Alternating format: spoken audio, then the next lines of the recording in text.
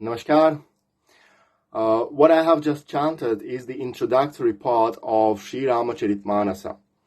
Actually, Goswami Tulsidas Ji wrote Sri Ramcharitmanas in several different meters, and all the introductory verses for each kanda, each of the 7 volumes of Sri Ramcharitmanas, are written in Sanskrit, and they are shlokas. Basically, they can be used as mantras.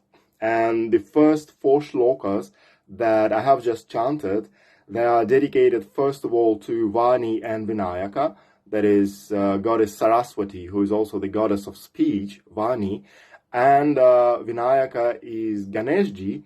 Why to them both? Because Saraswati, as the mother of sounds and poetic sentiments, should bless the poet for his work, and Vinayaka, Ganeshji, is supposed to bless the poet for the success of his enterprise. Then goddess Parvati and her consort, her husband, Bhagwan Shankara, is greeted, and they are represented as incarnations of faith and trust, you can say. And only having the faith in this book, you can really understand its meanings. And then again, Lord Shankara is praised as the universal guru, or rather, your own guru is greeted as incarnation of Sri Shankara, of Shivji. And finally, Valmiki and Hanumanji are praised. Then dohas start, and unlike shlokas, dohas are written in Awadhi language, the early form of Hindi, you can say, or some scholars argue that Awadhi is an independent language, as a separate language, not a dialect of Hindi, and actually I would rather agree with this second point of view. The first doha is also a greeting to Ganeshji, Jo Sumirata Siddhi Hoi, Gananayaka Karibara Badan, and the second doha is a prayer to him, so that he would inspire even dumb, stupid people to understand the poem written by Goswamiji. Then the third doha is a greeting to Lord Vishnu, who is sleeping on the ocean of milk and who has a beautiful, swarthy or bluish form. And the next doha is a greeting to Shiv, and the last doha is a greeting to Sri Guru. And it's not yet the main story of Sri Ramcharitmanas, but these shlokas and dohas can be chanted as mantras, as prayers for auspicious beginning of anything, and especially for auspicious beginning of reading of Sri Ramcharitmanas. And speaking about my attributes today, while chanting Sri Ramcharitmanas, I put on a Sri Vaishnava tilak. As probably you know, every tradition within Hinduism has a particular tilak, which is a mark that you put on your forehead.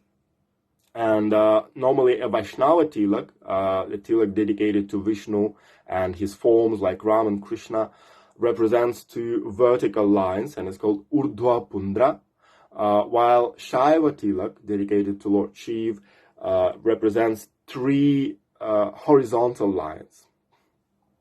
And also there are differences between subsects. So my tilak now belongs to the subsect called Shri Sampradaya, and especially to Shri Ramananda Sampradaya, because Shri Sampradaya has 2 sub-branches. The southern sub-branch started by Acharya Ramanuja, who used to worship Lord Vishnu himself, and the northern branch of Sri Sampradaya was started by Acharya Ramananda, who praised Sri Ram as the supreme being. And the peculiarity of my tilak, even within the Sri Sampradaya, is that the central line does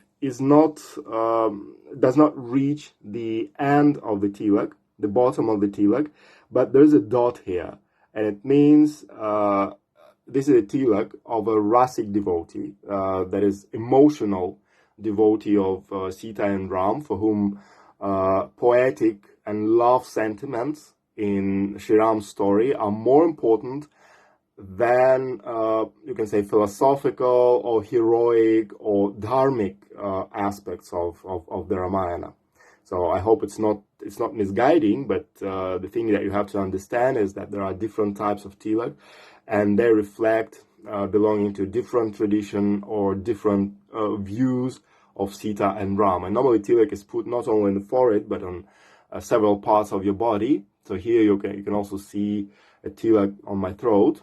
And the general meaning of the tilak for all Vaishnava sects, you can say that two white lines, they represent the footprint of Vishnu, but in my case of Ram. And the central line represents Lakshmi, his Shakti, his consort. And in my case, this is Sita ji or Kishori ji.